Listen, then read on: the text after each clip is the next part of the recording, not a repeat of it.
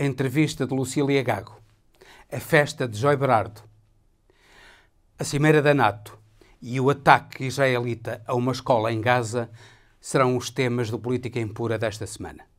Política Impura, na Rádio Transforma, com Henrique Prior. Sejam bem-vindos a mais um programa Política Impura na Rádio Transforma e na Revista em Comunidade. Peço-lhes, como habitualmente, para partilharem o programa, colocarem gosto, ouvirem até ao fim, subscreverem o canal da Rádio Transforma, o que é muito importante para este projeto de informação livre e independente, e também enviarem os vossos comentários. Pois comecemos pela entrevista da Procuradora-Geral da República, Lucília Gago, a uma cadeia de televisão. Desde logo, essa entrevista comete um pecado. E o pecado é este. É que, antes de ir à Assembleia da República, isto é, aos representantes do povo português, expor o resultado do seu mandato durante estes 6 anos, Lucília Gago resolveu ir a uma televisão dizer aquilo que entendia. É lamentável que o tenha feito, representa um desrespeito pela Assembleia da República, pelos representantes do povo português e pela democracia portuguesa. Começa logo por aí para ser criticável essa entrevista. Mas se fosse por aí, ainda ela podia consertar a entrevista. Mas não. Aquilo que ela fez foi, de princípio ao fim, altamente censurável. Vejamos ponto por ponto. Primeiro, ela apareceu ali com uma arrogância absolutamente inacreditável. Aquela senhora tem uma postura arrogante, perfeitamente ridícula, faz lembrar em muitos aspectos Trump. Embora Trump tenha uma postura palhaçada, ela tem uma postura séria e imperial. De resto, é uma postura perfeitamente arrogante de um servidor público que deve ser tudo menos arrogante. E começa logo a sua arrogância por ser a pedra de toque do seu mandato. Repare-se que ela, neste programa, diz que não queria falar sobre processos em concreto. Mas aquilo que ela falou foi sobre processos em concreto. Não falou de outra coisa. Do processo de António Costa, do processo Galamba, de outros processos. Falou só de processos em concreto. Depois, além de falar de processos em concreto, ela falou de factos sujeitos a segredo de justiça. É lamentável que, numa entrevista pública, ela tenha feito alusão a factos sujeitos a segredo de justiça. Nomeadamente, e isto é muito importante, sobre o facto de António Costa continuar ainda sujeito de investigação. Ele não foi constituído arguido, ele foi apenas ouvido na qualidade de testemunha. O Tribunal da Relação disse que não havia a mínima suspeita sobre ele e, ainda assim, ele, segundo revelou a Procuradora-Geral da República, ele continua a ser objeto de suspeição. Isto é absolutamente insustentável, é uma violação da lei, porque vai contra o princípio da presunção da inocência. Parece que toda a gente se presume culpado, ou pelo menos aqueles que a Procuradora-Geral da República e certos procuradores entendem, presume-se como culpada e não como inocente. A presunção de inocência é algo que a Constituição da República impõe. E dizer que uma pessoa continua indefinidamente a ser investigada, como é o caso de António Costa e como é o caso de Galamba, que ainda nem sequer foi ouvido. Repare-se, ao que parece, a senhora Procuradora e os procuradores que estão com o processo ignoram algo de fundamental. É que os casos em que se é referido o nome de António Costa e de João Galamba, são dois projetos PIN, projetos de interesse nacional. E a lei que regula esses projetos PIN diz o seguinte, é que qualquer entidade pública, ministro, primeiro-ministro, presidente da República, secretário de Estado, presidente da Câmara, seja lá quem for, tem o dever de facilitar a implantação desses projetos PIN. Isto é, se Galamba ou até António Costa fizeram algo para facilitar esses projetos crime, esses projetos PIN, eles estavam apenas a cumprir a lei.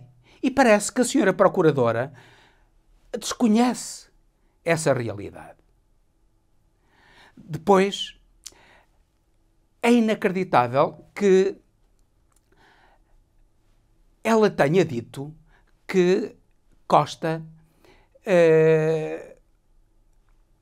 é uma pessoa como outra qualquer e que não está sujeita a qualquer cuidado especial na investigação. Isso é inacreditável. Eu não sei se ela diz isso por ignorância ou se diz isso por estupidez. Aquilo que ela devia saber é que é mesmo uma pessoa especial. Um primeiro-ministro só pode ser investigado através do Supremo Tribunal de Justiça. Não como qualquer pessoa que pode ser investigada pela polícia. A PSP ou a GNR podem fazer um trabalho de investigação sobre qualquer pessoa.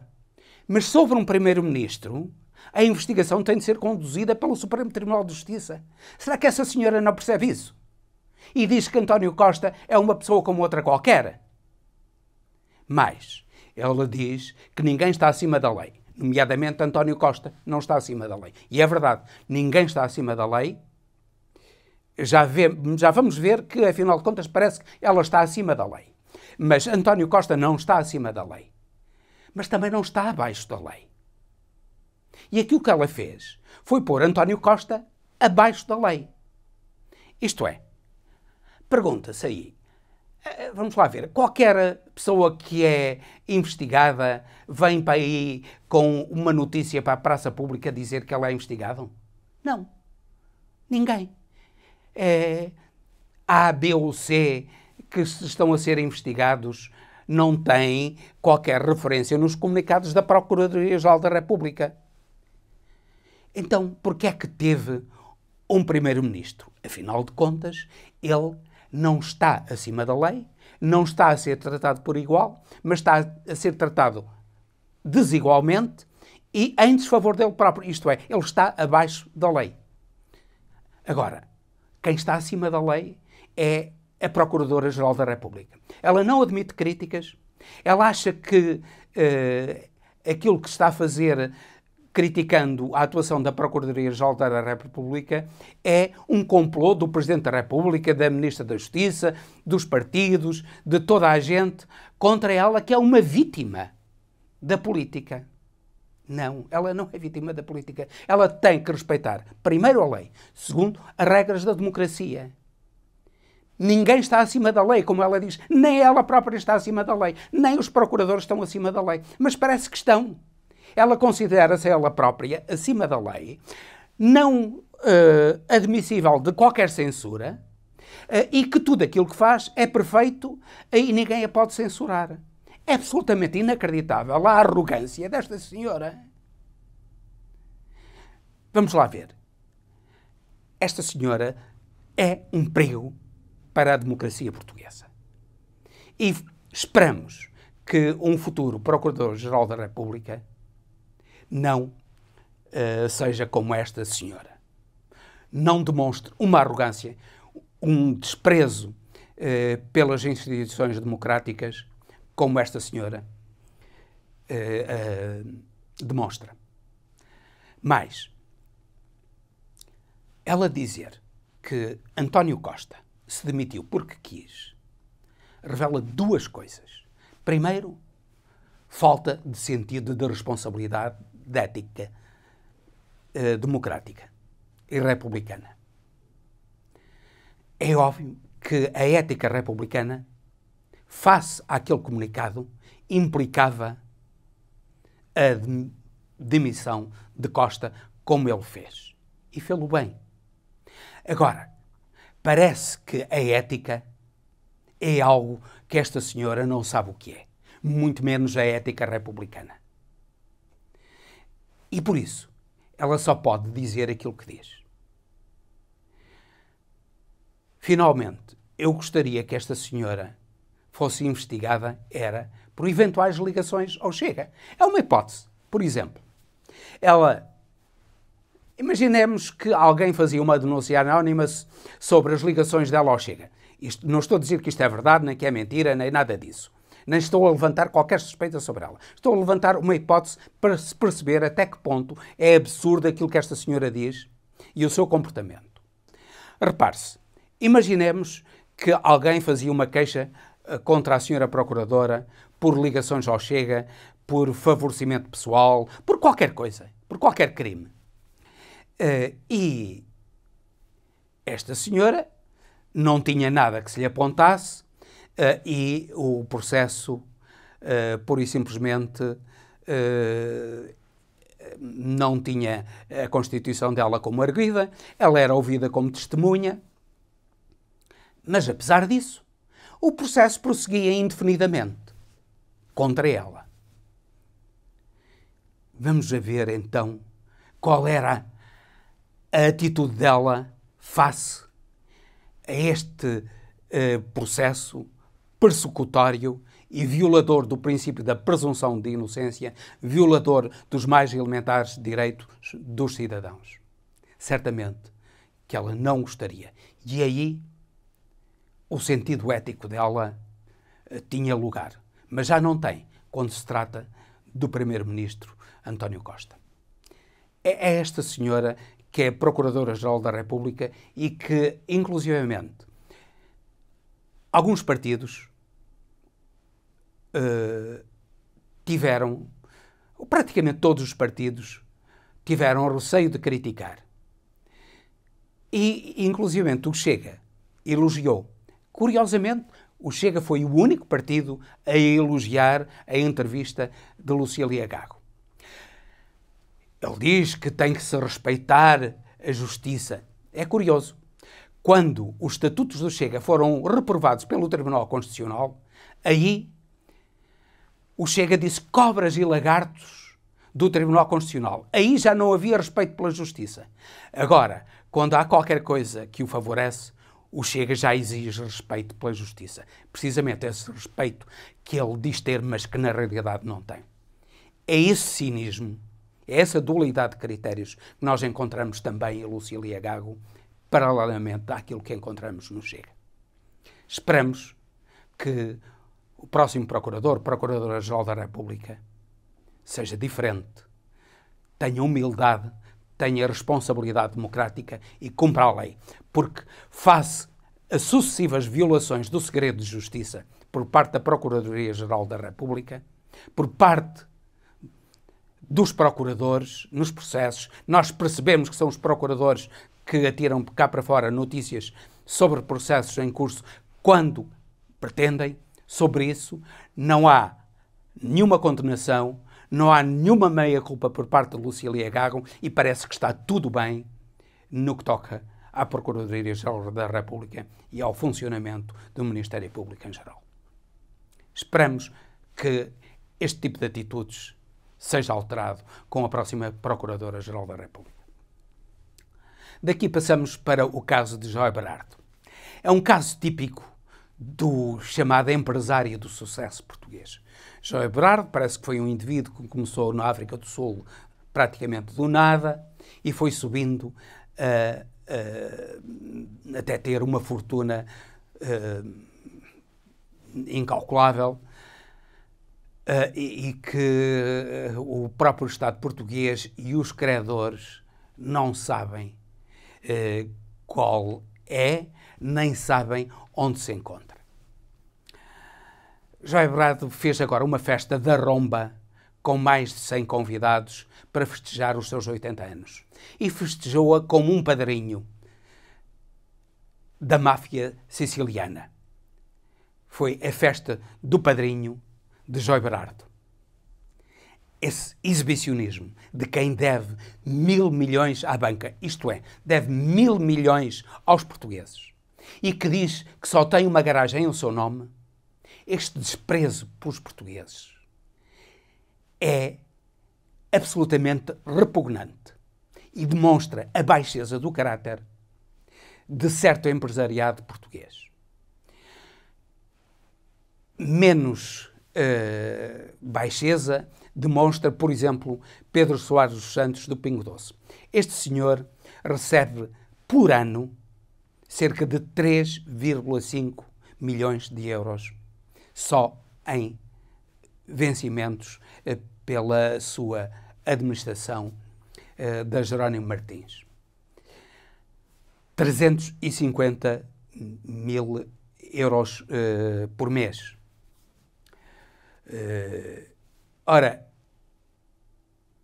este senhor paga aos seus funcionários menos que a média do continente e, sobretudo, menos que a média do Lidl. A Jerónimo Martins é o grupo empresarial português, da grande escala, que menos paga aos seus funcionários. Mas é, de longe, aquele que mais paga ao presidente do seu Conselho de Administração. É este tipo de empresariado que nós temos e que urge pôr termo, porque é fácil, quando se tem uma empresa que, no fundo, é quase monopolista, que, no fundo, trabalha em cartel dentro do mercado da grande distribuição, é fácil ter lucros e distribuí-los a quem tem o poder de os distribuir, que é o seu presidente do Conselho de Administração. É fácil isso.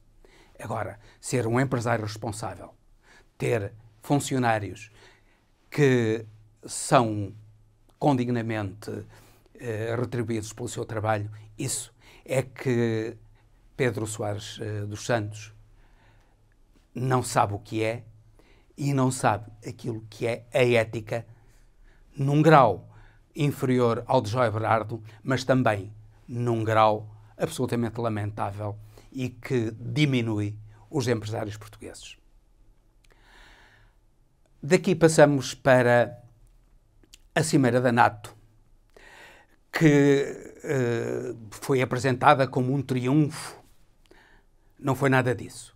A Cimeira da NATO não conseguiu, como é óbvio que não poderia conseguir, e já se sabia que não iria conseguir, o ingresso da Ucrânia na NATO.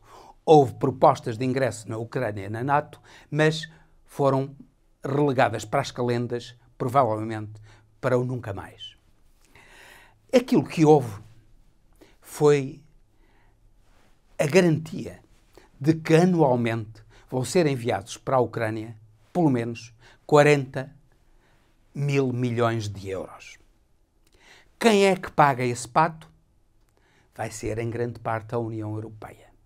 E para quem é que vão esses 40.000 milhões de euros? Para os Estados Unidos, como não podia deixar de ser.